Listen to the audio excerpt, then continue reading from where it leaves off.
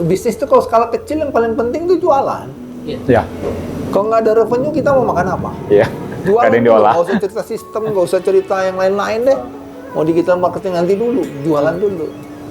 Nah, kalau marketing and sales-nya ini dia kayak saya, alhamdulillah saya orang marketing and sales kan.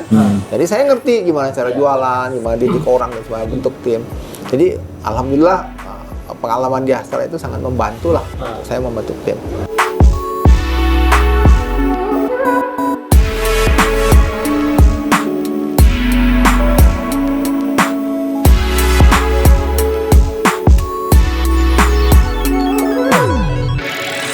Ya, Assalamualaikum warahmatullahi wabarakatuh.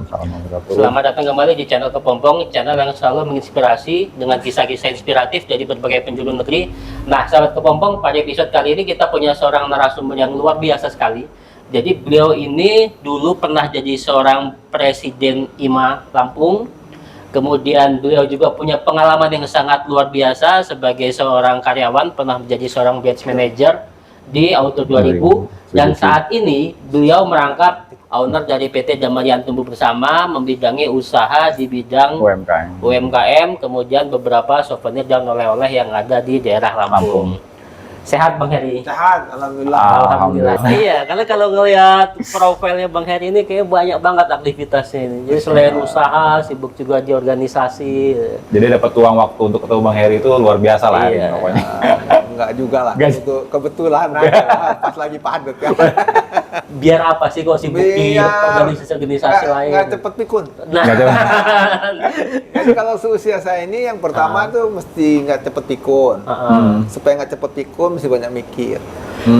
Nah, kalau sudah mikir mudah-mudahan banyak silaturahim.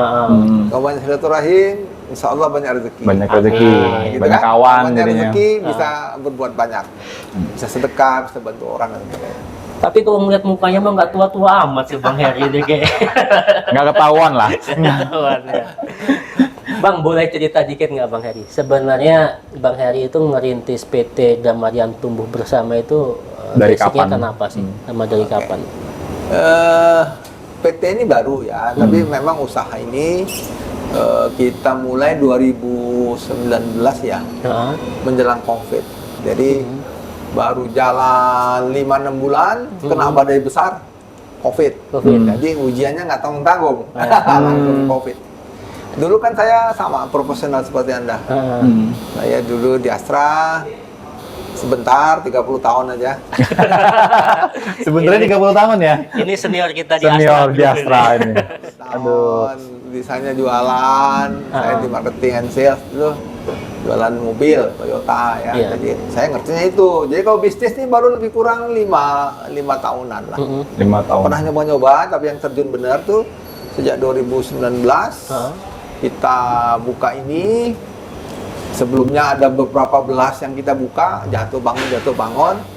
Tapi kalau ini udah lewat, mudah-mudahan ya, lewat titik kritis 5 tahun.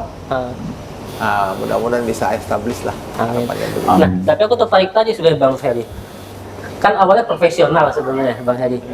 Kemudian bukan waktu sebentar lah di grup Astra Internasional tadi kan. 30 tahun. 30 tahun lah. Bukan sebentar ya. Ya. Kenapa resign Bang? Oh, saya resign normal. Saya bukan resign. Jadi memang orang kalau pensiun itu kan ada pensiun dini. Iya. Banyak contohnya pensiun muda dan sebagainya. Kalau saya pengabdian 30 tahun itu saya pensiun normal.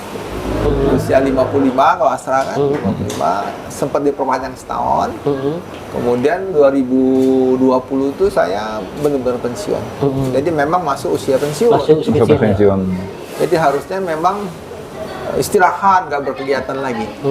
Tapi memang dasar orang sales kan nggak bisa diam. Nggak bisa diam. Makin banyak kayaknya sekarang kegiatannya. Iya. Dan itu diproses sama istri. Nah, makanya aku tadi tertariknya ini Bang Heri, kan tadi kan sepintas Bang Heri sempat nyebutin ada beberapa usaha yang dijalanin lah. Tapi kan akhirnya ya jatuh bangun. Boleh cerita sedikit nggak Bang Heri? Siapa tahu ini bisa jadi inspirasi sahabat Kepompong yang menonton. Apakah jatuh bangunnya itu karena kurang fokus, karena disambi dengan profesional tadi, atau karena faktor apa?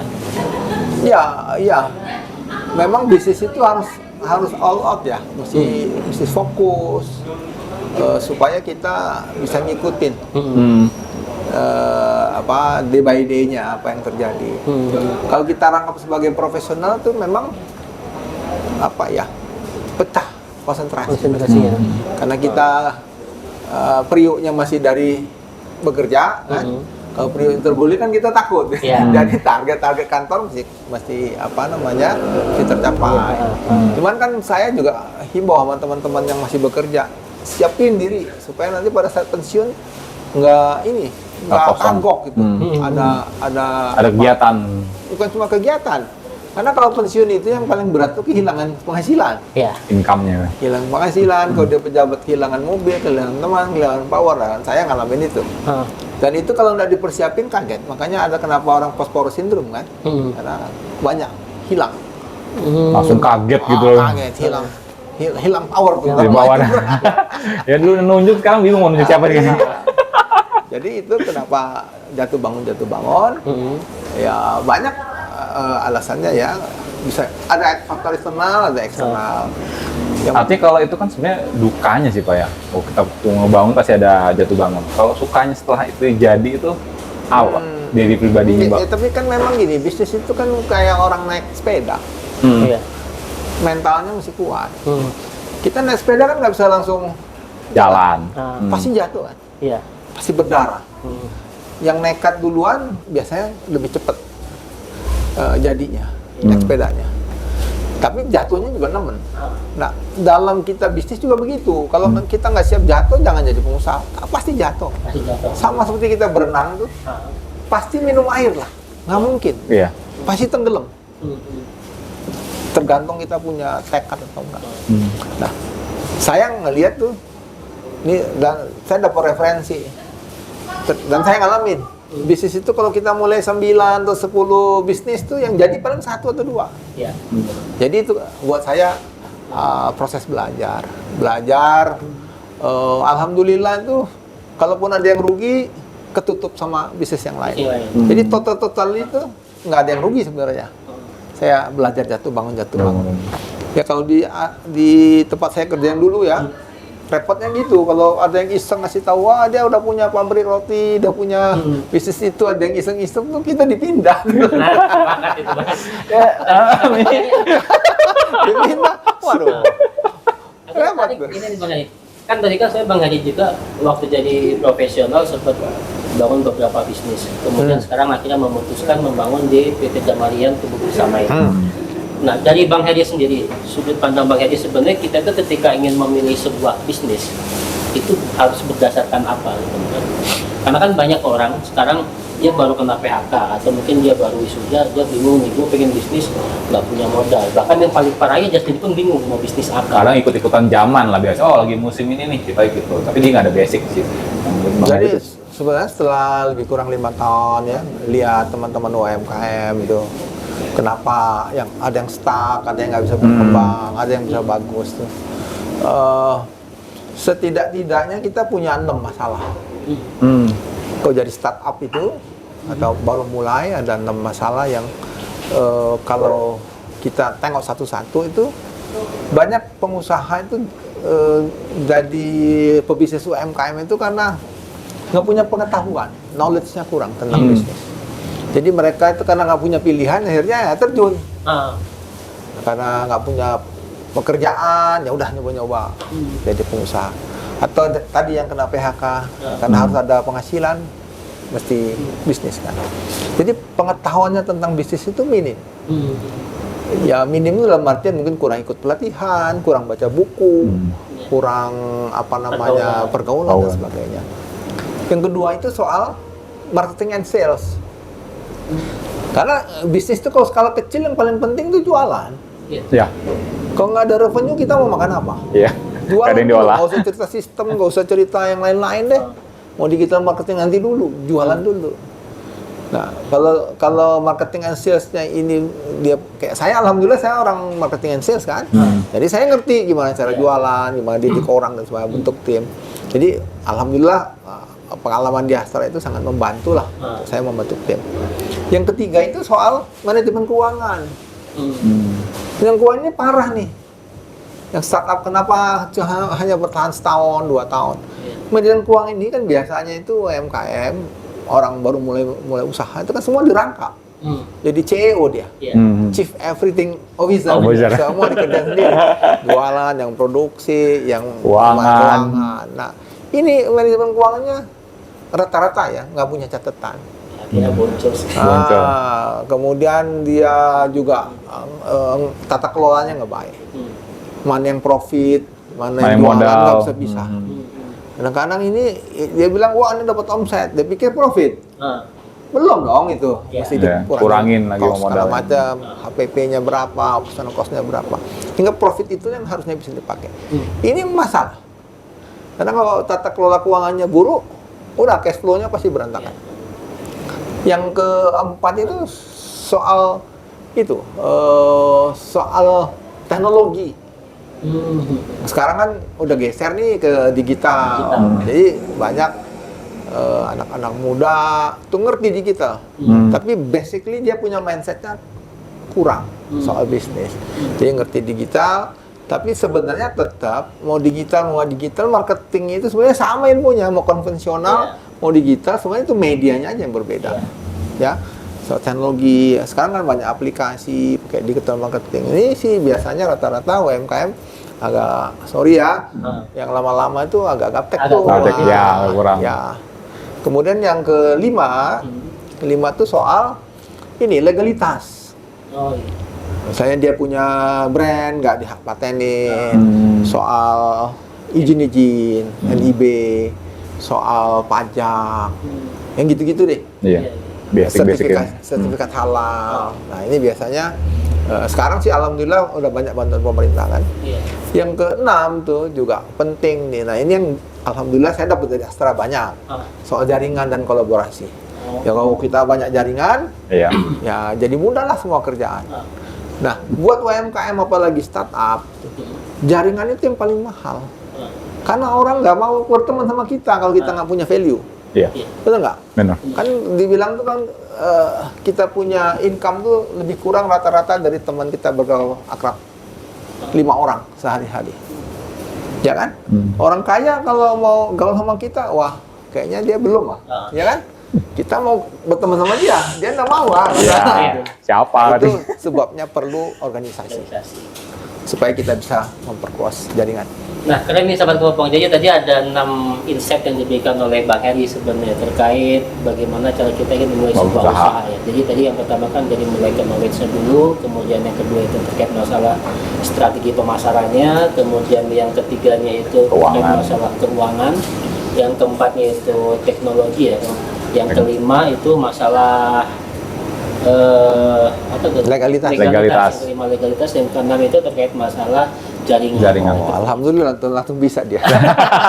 Nah, Bang Heri, kan tadi kan kita udah dapat banyak sekali ilmu dari Bang Heri sebenarnya. Kemudian Bang Heri sendiri juga tadi bercerita bahwa sudah banyak sekali usaha yang dijalankan dan sampai akhirnya sekarang concern di PT Damarian Tumbuh Bersama. Nah, boleh cerita sedikit nggak Bang Heri? Kenapa kok Bang Heri akhirnya di PT Damarian Tumbuh Bersama ini lebih fokus ke arah oleh-oleh lampu? Ya. Jadi bisnis itu kadang-kadang kan cocok-cocokan, ya kan? Saya nanya ke beberapa pengusaha yang sudah sukses, dia juga nggak nyangka ada yang ini nih yang buat keripik. Dulu dia jualan ikat pinggang katanya awal-awal, tapi Tuhan kasih jalan kok cocoknya di jadi keripik singkong. Sekarang produknya banyak di Alfamart, Indomaret. Saya juga sama, saya kan orang otomotif, saya ngertinya mobil. Saya pernah nyoba jualan mobil bekas, tapi ternyata bukan itu. Tuhan nggak kasih jalan itu. Saya pernah buat peternakan ayam yang jauh dari, nggak punya latar belakang, nggak punya pengalaman. Pernah juga. Pernah trading, punya sekolah musik, punya toko musik, buat percetakan, banyak. Tapi ternyata Tuhan itu misteri ilahi ya. Tuhan tuh tahu mana yang cocok sama kita. Ini waktu mau buka, ya kita orang otomotif, mobil kan, biasa main uang gede lah, ya kan. Terus istri saya bilang, Pak, nanti kuat nggak mentalnya? Kenapa? Ini kan untungnya 500, 1000 perak kan? wah goyang juga gitu. Nanti ya kita biasa terima duit juta-jutaan insentif, Iya. reward luar negeri segala macam. Waduh, bisa nggak kuat mental juga. Tapi setelah dijalanin, Bang, idenya ini kan sebenarnya semasa lintas. Ada teman yang pengalaman bisnis, dia bilang, Bang, ruko abang itu jangan tanggung-tanggung kalau mau buat toko oleh-oleh. Kenapa? Saya bilang, kan ntar lagi tol jadi. Nah, kalau ini kan pintu tol satu-satunya, pasti trafficnya naik deh. Iya. Nah ya udah, karena mentornya bilang begitu, kita nggak bibu tanya, langsung aja hajar kan. Langsung gedein langsung. Masih sambil kerja tuh, udah di ujung-ujung. Cuman gimana mulainya kan? Nah ini penting tuh. Gimana mulainya? Kalau pakai gengsi nggak jadi di toko. Iya. Iya. Waktu itu jelek-jelek ginian kita kepala cabang kan. Nah. Jadi mulai tuh buka buat raknya nggak ada isi kan. Siapa yang mau ngisi, nggak ada yang kenal kita. Oh ini keripik aja lah, cari keripik. Saya mikir-mikir siapa ya yang saya mau tanya. Oh kenal sama itu yang punya Chandra, si Cen-Cen. Gue telepon, kok, gue bilang gua perlu ini telepon, kan lu punya ini tuh corner yang oleh-oleh, Iya. boleh nggak gue minta? Untuk apa bang? Gua mau buka toko oleh-oleh. Oh siap. Nanti Bang Ari kirim manajernya. Saya kirim. Oh banyak kan? Kasih nomor, macam-macam. Pilih-pilihin. Dapat info nih yang tukang keripik gede nih di daerah Tulang Bawang. Wah, kita telepon kan? Kita telepon. Terus dia bilangnya gini, Bapak mau ambil berapa ton? Seru nih. Langsung tahunya itu ton. Dia kan nggak tahu saya kan? Iya, iya. Nah, sialan. Ya kan? Dia nggak ngerti kita. Kita rupanya nggak pakai Toyota kali kan? Jadi nggak kenal. Beda merek dia. Beda. Kalau dia customer Toyota, insya Allah tahu sama kita kan? Tapi ya sudah, terima nasib kan? Saya nggak ini, Bu, saya nggak tontonan. Saya baru mulai. Ya paling berapa puluh kilo menjelang Lebaran. Mau puasa gitu. Waduh, kita nggak ini, dia bilang. Nggak layanin yang kecil-kecil, kita yang gede-gede. Waduh. Ternyata mulainya udah berani. Tukang keripik nolak kita kan. Yeah. Wah, hebat. Cobaannya baru awal itu. Coba. Coba cabang terapi kritik. Bukan mantan, masih itu. Oh, masih? aktif. Masih? Masih aktif. Masih aktif. Masih di parkirin satpam kita. Terus cuman ya sudah cari yang lain. Akhirnya karena saya cari-cari sendiri, saya datengin toko-toko oleh-oleh, saya tanya ini siapa vendornya, tanya-tanya. Ada yang kasihan rupanya. Dia bilang, Pak, mau nggak saya kasih ini yang punya keripik, tapi brandnya nggak terkenal, masih baru. Ya boleh, saya bilang penting keripik deh. Dikasih telepon, gua samperin, lihat tempatnya, terus saya ngomong, terus dia bilang, Pak saya bantu. Jadi dia pertama kasih produknya di sini. Kita panjang-panjangin, sempet banyak, udah mulai gerak, terus mulai pada berdatangan. Kok sekarang sih ngantri tuh yang mau masuk. Orang pada masuk. Oh, ya alhamdulillah ya kalau sekarang orang udah kenal, kita sampai bingung buat rak tuh. Iya. Ini kan dulu cuma 2 ruko kan, karena udah nggak Empat ruko muat, kalau kita. jadi 4 ruko. Ini rukonya bukan ruko kecil, bukan 4 meter, ini 5 meter kali 15 kan. Iya. Nah, cuman ya gitu, kalau kita paksa-paksain, nanti layoutnya nggak bagus. Jadi sekarang sih ya tetap kita terima tapi selektif lah. Selektif. Tetaplah karena saya sering diminta di dana pensiun Atra ya, sharing gimana ngalamin masa-masa pensiun. Buat teman-teman yang mau usaha, saya bilang kan kita udah pensiun. Niatnya jangan cari duit. Niatnya itu bantu orang. Nah, kalau kita niatnya cari duit, saya udah ngalamin jatuh bangun tuh bilang. Iya. Waktu yang belasan kali itu. Yang ini saya niatnya bantu orang. Alhamdulillah. Kalau jalan tuh. Jadi niatnya bantu orang. Kalau ada profitnya ya bonusnya. Nah, kira-kira gitu. Jadi mindset itu penting. Iya. Karena saya nanya kiri kanan. Yang gede-gede itu ternyata sama tuh. Dia niatnya tuh mau bantu orang. Karena kalau karyawannya misalnya 10, 20, 30, 100 gitu. kan ada ikutannya. Iya. Ada anak, ada istri itu. Jadi Doanya kita jamaah. kita bahagianya itu bisa bantu banyak orang. Tapi kalau boleh berbagi nggak? Kan tadi sebenarnya dari awal Bang Heri kan untuk dapetin pendifiknya aja kan susah. Kemudian akhirnya ada salah satu pendidik yang belum terkenal mau supply. Dan akhirnya sekarang Bang Heri bisa berkembang. Bahkan sampai jadi 4 ruko, dan kalau kita lihat, ini kan produknya ada banyak banget nih. Nah, aku pengen tertarik strategi yang dipakai Bang Heri itu bisa sukses sampai dengan besar seperti sekarang ini apa? Selain karena memang faktor tempatnya strategis karena di luar pintu tol tadi ya. Doa banyak orang. boleh Tadi ya Bang Heri ya. Ya karena banyak orang di sini. Ini kan di sini sekarang hampir 300-an UMKM. Begitu dia masuk, kita nggak punya syarat yang sulit. Syaratnya cuma harus halal kalau makanan. Kemudian dia punya izin PIRT lah minimalnya, kalau nggak ada balai POM, PIRT. Ya sedapat mungkin bentuknya bagus, kemasan, dan harus enak lah. Nah, yang terakhir saya bilang titip doa. Nah, karena doa ini penting. Mau sebagus apapun makananmu, kemasannya bagus, kalau Allah nggak ridho, nggak laku tuh.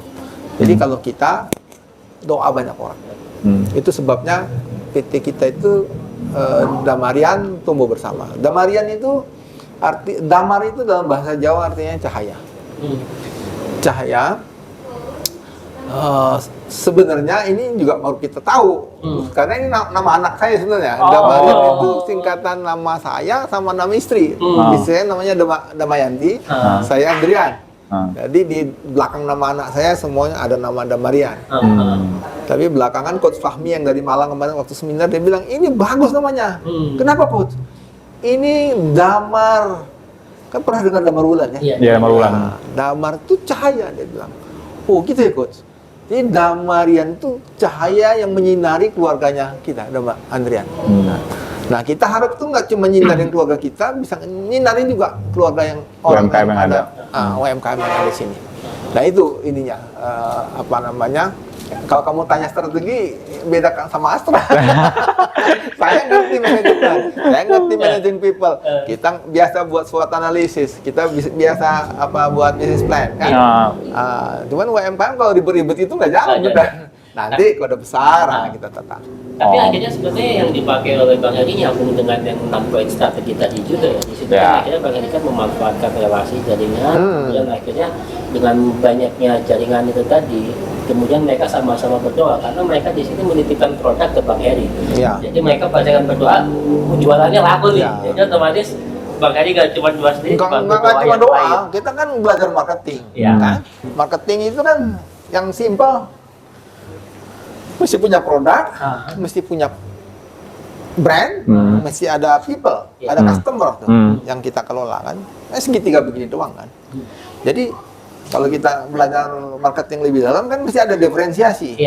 Kan semua produk kayak keripik kayak mirip-mirip gitu kan. Nah, tapi ada yang di branding dengan baik, ada yang enggak. Bagaimana kita melayani customer?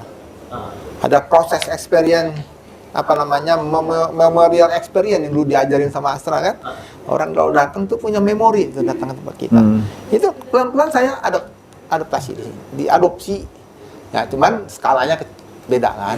Jadi diferensiasi usaha kita ini satu, selain doa orang rame, kita juga variannya lengkap. Insya Allah di sini ya kita nggak klaim, tapi mudah-mudahan. Ini dari yang paling murah sampai yang paling mahal ada di sini. Dan semua makanan ada di sini yang khas Lampung ya.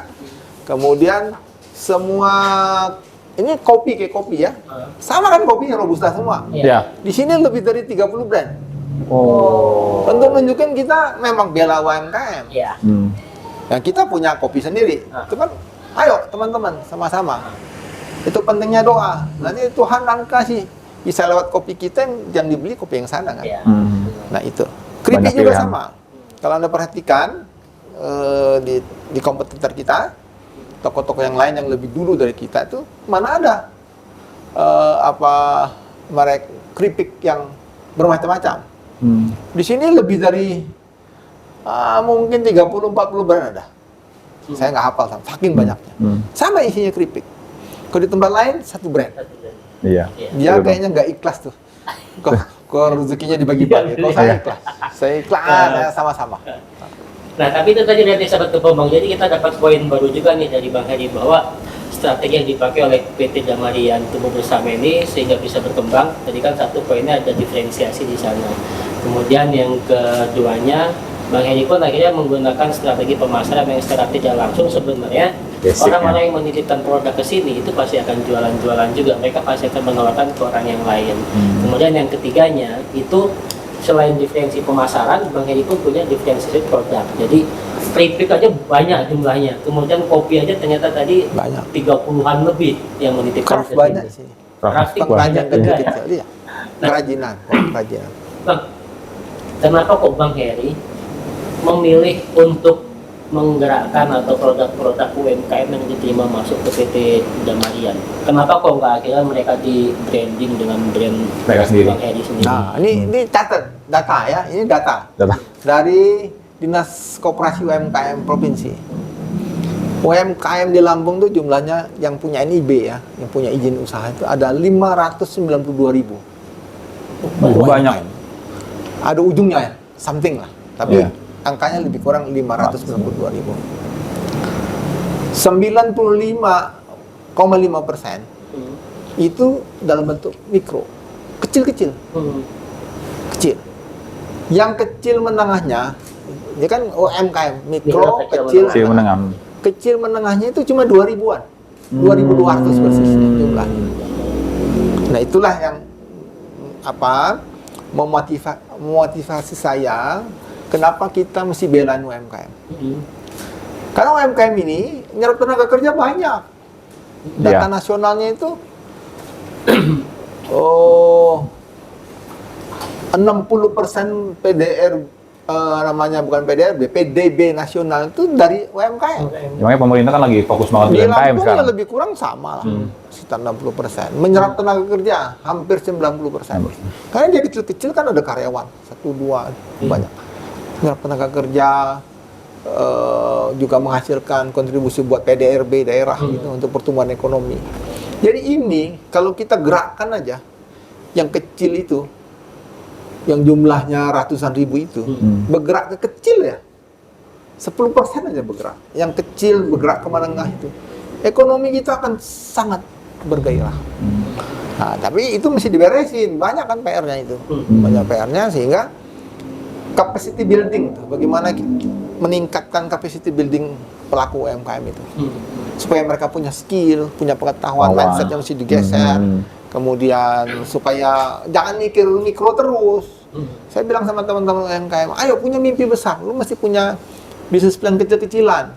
Tahun ini misalnya omset kita 100 juta atau 120 juta, berarti 10 juta sebulan kan? Gimana caranya tahun depan minimal ya 200 atau 2 kali lipat, 240 juta. Bisa. Jadi UMKM itu nggak boleh mikir yang kecil-kecil, harus besar. Supaya dia punya mimpi juga besar. Kalau kita punya mimpi besar kan punya semangat deh untuk belajar. Jadi ngelepasin bahasanya dalam korek api kan. Mereka tuh bisa lompat tinggi sebenarnya. Jadi sebenarnya mereka ini hebat-hebat. Dorong mereka tuh bisa besar loh sebenarnya. Iya, masalahnya dia tidak bisa jualan. Iya. Dia bisa buat produk, Selling. Sellingnya kemana kurang. bingung. Iya kan? Ya karena memang bukan orang sales, jadi rata-rata UMKM itu bisa buat produksi, tapi jualannya nggak jago. Nah itu Jadi PR butuh. kita tuh, bagaimana nanti Damarian Business.id. Saya kan punya lembaga edukasi, Damarian Business.id. Kami fokus ini non-profit motif. Itu Ini free berarti, Bang? free. Free. Free gini, free itu begini. Saya nggak mau mental gratisan. Kita bilang sama teman-teman UMKM, training tuh nggak boleh gratis. Kalau gratis, kita nggak punya komitmen. Iya. Ya kan? Nggak ada effort Dikasih harus dia orang. keluarkan. Tapi kalau duit sendiri, kita tahu ini duit sendiri, apalagi jumlahnya agak besar, kita gimana caranya mau belajar? Iya. Jadi, training yang kita kasih itu nggak boleh gratis. Kalaupun gratis, kita kasih syarat. Misalnya sama anak-anak mahasiswa Unila. Tarifnya cuma 75.000 ikut mentoring di sini. Saya bilang, kenapa? Nggak punya duit? Kalau nggak punya duit, nggak apa-apa. Kamu boleh ikut, cuman ada syarat-syaratnya. Syarat macam-macam syaratnya yang bukan dalam bentuk uang. Salah Tapi- satunya apa tuh? Contohnya sih. Contoh misalnya dia boleh ikut tapi magang di sini. Oh, iya. Sembari kita mentorin. Berarti dia ada effort yang dia keluarkan. Iya Keluarkan. dong. Keluarin waktu, tenaga, pikiran. Buat mereka kalau nggak belajar punya juga dua jadinya kan. mumpuni, nggak apa-apa. Iya. Tapi nggak boleh mental gratis. Ah. Itu ya, jadi skill itu UMKM atau startup tuh mereka butuh banget. Tapi nggak usah yang tinggi-tinggi. Gimana cara jualan, gimana layanin customer, gimana kita membuat customer satisfaction. Kalau di Astra kan Iya. ada Iya. tuh, ya nggak secanggih itulah, tapi Iya. yang itu kecil aja. Aku geser ke ini nih. Apakah berawal dari background tadi itu akhirnya Bang Heri ini concern di UMKM? Kan tadi sempat tergabung juga di IMA. Sekarang kan Bang Heri didapuk sebagai ketua HIPI yang baru. Nah, sebenarnya program kerja HIPI itu apakah memang concern ke UMKM itu juga atau ke pengusaha-pengusaha yang besar? Ini kaitan sama yang tadi yang nomor 6, jaringan Jaringan tadi. kolaborasi. Ya. Jadi kalau kita ngerasa bukan anak orang kaya, lu mesti buat jaringan. Yang paling gampang ikut organisasi. Jadi kalau di kampus saya selalu sarankan ikut himpunan mahasiswa jurusan, ikut BEM, ikut apa, supaya kita banyak teman. Belajar berorganisasi. Kalau jadi karyawan, jadi pekerja, saya dulu di Astra saya ikut banyak organisasi termasuk IMA. Dulu kalau kita jualan Toyota nggak pernah susah, saya nggak pernah nawarin tuh. Cuman orang tahu kita orang Toyota kan, Iya. pada launching, bang minta cepet, bang minta diskon, minta apa. Itu kemudahan-kemudahan. Ya termasuk juga produk teman-teman yang lain. Saya pernah bantu dulu, namanya Bang Erikson Sianipar, GM-nya Telkom di sini. Waktu mereka luncurkan Flexi. Kok dulu orang ngantri jualan fix line tuh. Dulu kan susah ya ngantri. Suruh jualan yang mobile, CDMA. Wah, dia bingung. Bang, gimana cara jualan ini? Wah, saya bilang, lu monopoli sih jagonya jualannya begitu. Saya bantuin tuh sampai dia jadi the best in Sumatera. Saya dikenalin sama Tandri Abeng. Saya dibawa ke Medan dikenalin. Pak, ini yang bantuin saya. Pakai apa? Pakai jaringan. Jadi karena kita punya IMA, dia jual pengurus IMA. Saya bilang, ngapain pusing bang? Kamu jualan apa? Jualan kartu. Saya bilang nggak bisa kartu, masih ada handphonenya. Jadi ya udah kita kumpulin teman-teman. Waktu itu Bang Jalani masih jadi kepala cabang Penin. Kita kumpul di situ. Saya ajak teman-teman, ada kepala cabang BCA, ada orang radar, ada Bang Yusuf Barusman tuh belum jadi rektor. Kumpul rame-rame tuh. Saya bilang ada teman kita susah nih, harus kita bantuin. Apa bang? Dia suruh jualan ini nih kartu, nggak laku nih kartunya, gitu kan? Nah, gimana caranya kita bantu? Ini kan jaringan. Nah, kita bantulah, kan di perusahaan kita butuh. Kayak saya salesman tuh. Ada berapa puluh salesman. Saya ngambil tuh nomor 2000 sampai 2100-an lah saya masalah dikasih 100 nomor. Di UBL, radar kan banyak wartawan. Kasih lah bang, saya bilang kartu-kartunya. Terus teman-teman protes, ini kartu buat apa nggak ada handphonenya? Ya kan? Saya bilang punya nggak vendor? Oh punya, suruh sini datang. Dikasih kan? Tapi sinyal masih jelek. Saya bilang, kalau ini mesti dicoba dulu. Kalau makan, kasih tester kan? Coba dulu. Bisa nggak dipinjemin? Bisa pak? Oh, pinjemin. Kita dulu kepala cabang pinjemin. Wah, sinyalnya jelek banget. Saya ada yang putus-putus terus. Cuma karena punya temen, Nggak mungkin bilang gila gitu. jelek kan? Perbaiki. Handphone kita belum ada Finatra atau yang lain-lain. Ya belum ada. Kredit lah, bayar berapa kali, 3 kali, 4 kali. Nah, dikasih. Itu dia the best in Sumatera. Kayak kita dia perlu dikentonya sama Bang Heri juga.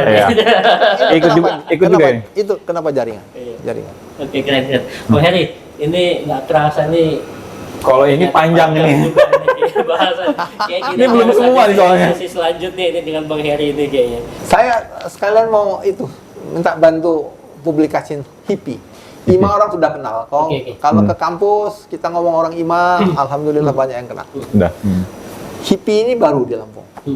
Tapi ini organisasi lama. Organisasi ini berdiri tahun 76 atau 77 saya lupa. Oh, udah tua Udah juga ya. lama.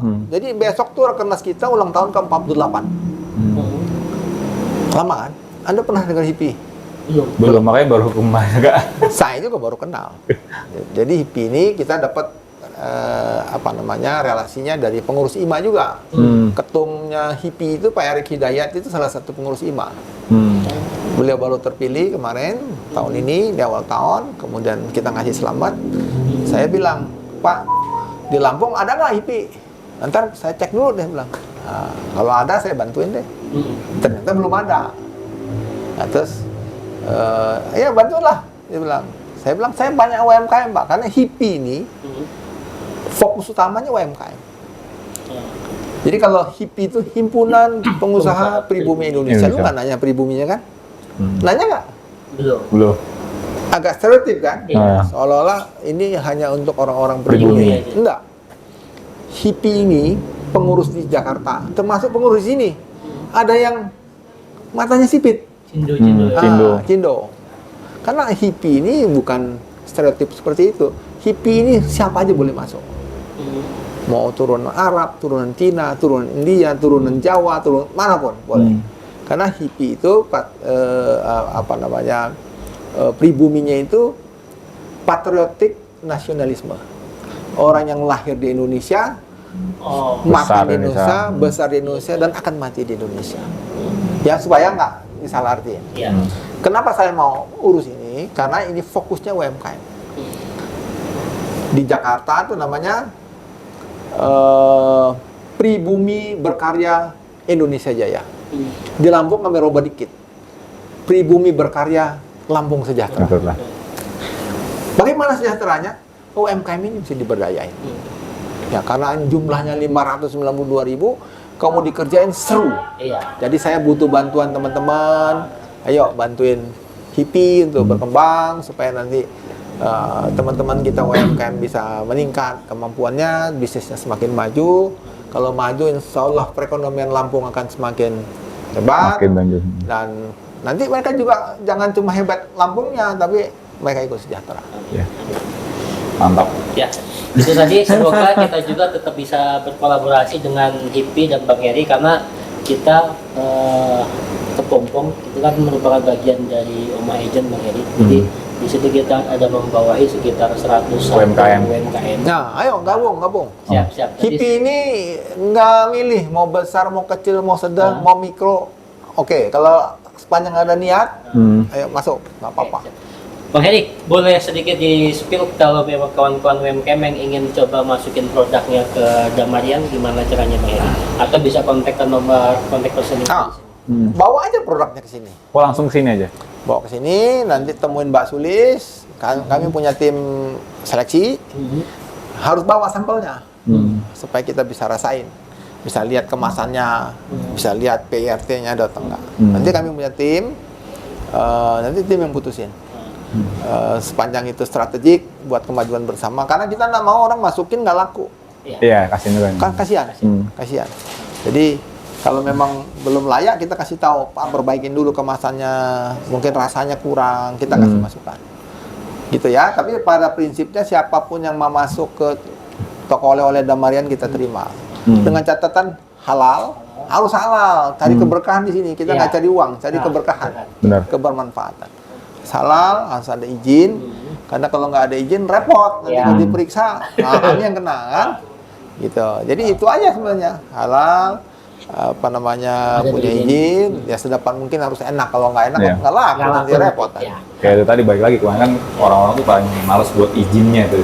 Ini udah datang dari mana-mana, bahkan produk dari luar Lampung masuk sini. Saya nggak tahu dari mana infonya. Oke. Nah, itu tadi sahabat Kepompong. Jadi sahabat Kepompong yang menyaksikan episode kali ini, apalagi kalian yang bergerak di bidang UMKM, kemudian kalian kebingungan bagaimana cara untuk mempromosikan produk kalian, bisa datang ke Damarian yang ada di jalur 2 Korpri. Silakan bawa produk kalian. Yang penting memenuhi 3 persyaratan dari Bang Heri itu tadi. 1, memang ada sertifikasi halalnya. Yang kedua, ada perizinannya. Dan yang ketiga, ada cita rasa yang memang itu menjadi daya tarik produk kalian. Bang Heri dan Damarian terbuka untuk membantu memasarkan produk kalian dengan harapan UMKM di Lampung ini bisa maju dan akhirnya memajukan ekonomi yang ada di Lampung. Saya tambahin dikit boleh? Boleh? Boleh. Jadi kita akan bantu UMKM itu bukan untuk pasar lokal aja. Ya. Jadi kita juga akan bantu mereka keluar dari pasar lokal Lampung. Kalau sini kan kita ngarepin wisatawan datang Ya. atau orang-orang sini. Kami juga punya tim digital yang sudah mulai jualan. Jadi produk kita ini sudah ada yang sampai Bali, Kalimantan, Jogja, Bandung. Kita kirim by online. Kita di market place juga ada di Tokopedia, ada di Shopee. Kemudian kita juga punya networking di JNE, kita punya networking di HIPI, di IMA. Besok akan pameran di Rakernas dan segala macam. Kita akan bawa produk ini tuh supaya minimal go nasional. Kalau bisa ekspor. Oke, mantap. Luar biasa jaringannya nih. Itu tadi sahabat Kepompong, episode yang luar biasa dengan narasumber yang luar biasa.